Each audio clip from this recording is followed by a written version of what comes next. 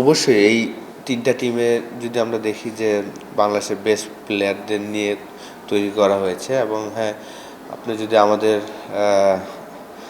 ১৯ নম্বর ওভারটা আসলে আমরা কেউই আশা করিনি যে এত এক্সপেন্সিভ হয়ে যাবে। নুরুল হাসান সোহান আসলে চমৎকার ব্যাটিং করেছেন, সেও কিন্তু আমাদের স্কোয়াডেরই প্লেয়ার। তো একটা পজিটিভ দিক যে না, ন্যাশনাল টিমের প্লেয়ারই চমৎকার ব্যাটিং করেছেন, অসাধারণ ফিনিশিং তার। এরকম অতীতে প্রচুর রেকর্ড আমরা দেখেছি। লাস্ট বিপিএলও আমরা দেখেছিলাম যে রংপুরের হয়ে বরিশালের এগেনস্টে লাস্ট ওভারে ২৬ রান নিয়েছিল।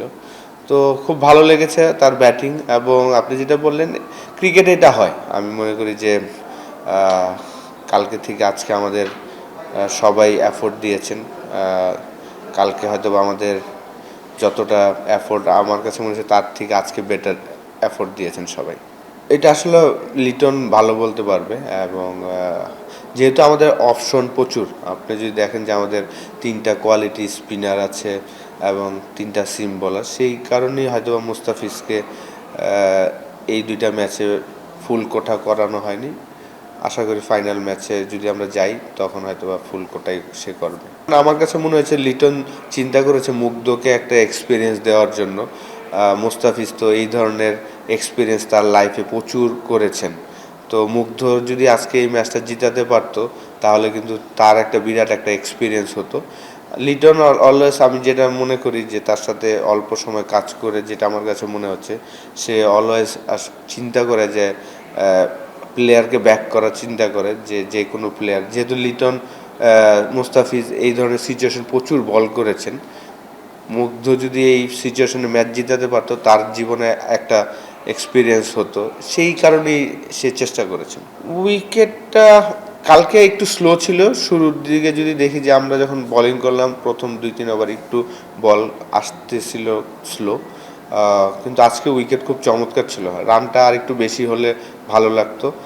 বিশেষ করে আমরা যেই রানটা করেছি জিতার মতনই ছিল, কিন্তু আরও বেশি রান করা সম্ভব ছিল।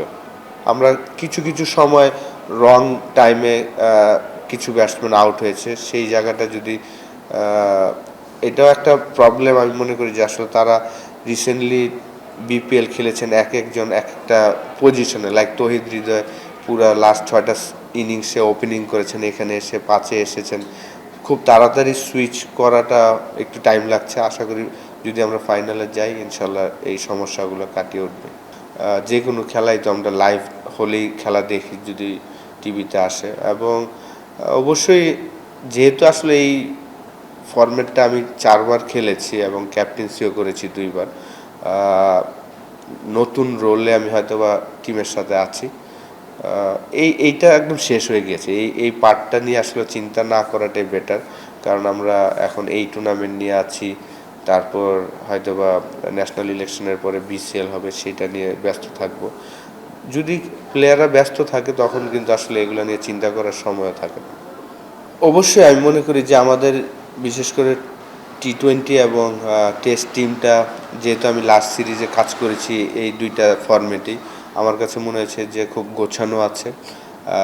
এবং বিশেষ করে টি-20 প্লেয়ারগুলো যদি দেখেন, অ্যাটলিস্ট প্রত্যেকটা প্লেয়ারই আরও 8-10 বছর ইজিলি ইন্টারন্যাশনাল ক্রিকেট খেলতে পারবেন।